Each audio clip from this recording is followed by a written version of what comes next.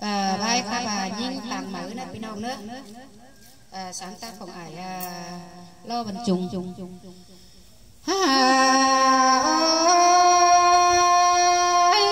nhìn nóm cầm mà bắc quả thói cháy hẳn cả sang ná nhìn nó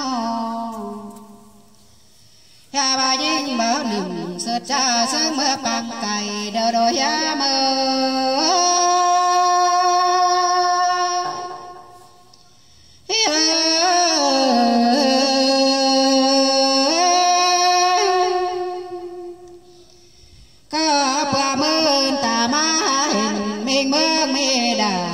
lo quần này anh ơi nó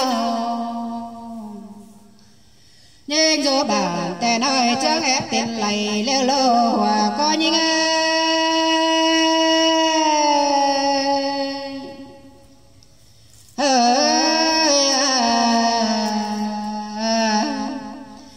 bà yang phèn cha đâm đầy trường phèn mi khổn đời đấy nhưng nóm rồi đã cố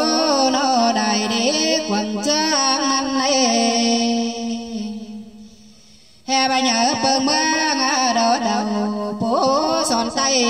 là lò nữa nào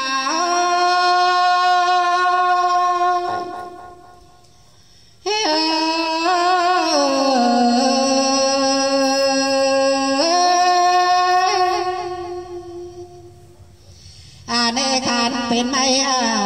cha mới sơ phòng cúp ra na nhìn na nó ba khăn bên mây hút đeo cha mới sơ phòng càng đeo đồ quần ơi bên nó nhìn phẳng qua lăng bần chẳng bấu thổi cháy là bàn sang lo nhưng hơn dần thời chủ trai nó là mưa là lò ê ngơ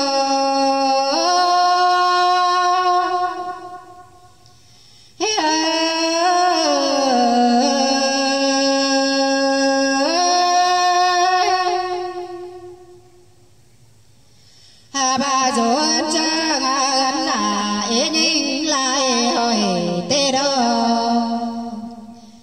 bà bỏ sửa rồi cho sang em đi na cha bưng cô na áo phòng khám nhớ những đồ bênแต่lò hòa có những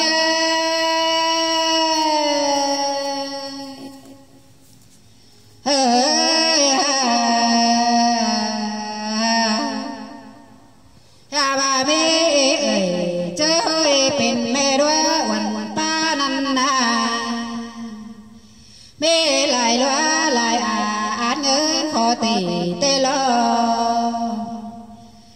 bà mê rồi nàng bàn nó may sự đeo đồ nữa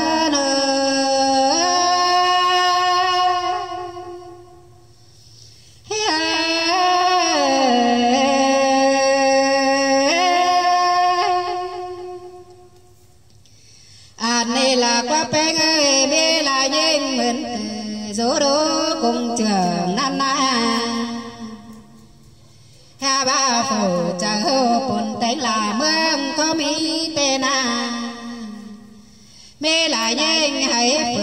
hay ná lại rồi tai rồi tê đô ha ba tình lại trùng quay hơi mưa pe ảo nôm nằm lò hòa có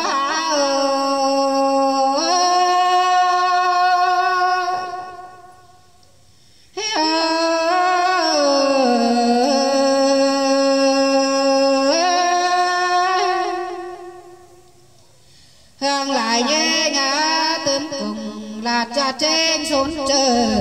tê đô nhà nghề ơi hơn po na nên hàng quăng mưa mà nề hòa có những